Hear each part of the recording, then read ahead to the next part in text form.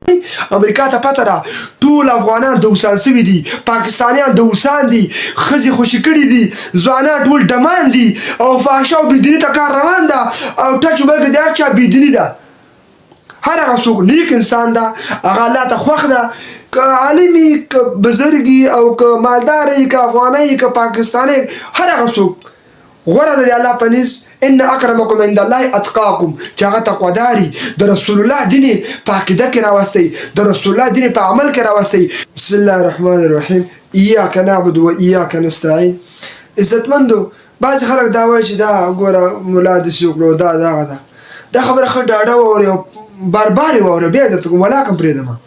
که مولای که بزرګي که مالداري که غریبي که افغاني که پاکستاني، هر څوک چې کنه چې د رسول الله په دین عمل نه کوي، قرآن خپل کور کې نه حاکموي، قرآن خپل قانون نه ګڼي، قرآن باندې عمل نه کوي، قرآن مطابق شپه ورځ نه تېروي، دا ټول دوسان دي، دلګان دي، بې غیرته دي. خاص کر هغه افغانان، هغه پاکستانیان او هغه عربو چې ټچ موبایل خپلې ښځې او لور ته ورکړی ده او زوی ته، هغه شپه ورځ پکې بې حیا او فحشا پکې ګوري او دا وایي چې زه غیرت یم. دا غټ دوس ده، دا دله ده، دا د اسلام دشمن ده او دا بې غیرته انسان ده. که دا پښتونه مې دوس ده، چا چې ښځې ټچ موبایل ورکړی خبرې او هغه پکې سریالې او ډرامې او فحاشي او بېدیني پکې ګوري، نو دنه غټ دوس او دله نسته. که بیا ملا هم دا کار کړی، ملا هم دوس ده.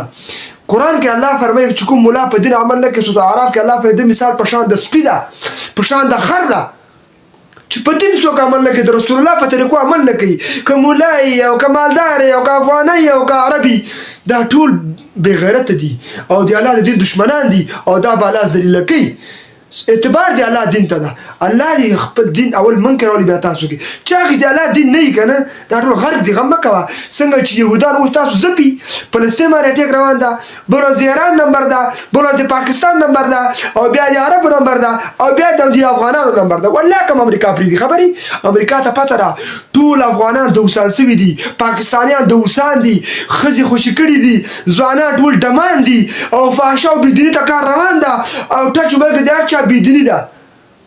هر هغه څوک نیک انسان ده، هغه الله ته خوښ ده، که عالمي که بزرګي او که مالداري که افغاني که پاکستاني، هر هغه څوک غوره ده د الله په نزد ان اکرمکم عند الله اتقاکم، چې هغه تقواداري د رسول الله دین په عقیده کې راوستی، د رسول الله دین په عمل کې راوستی، د الله دین امارت او خلافت په خپل عقیده او خپل عمل کې راوستی.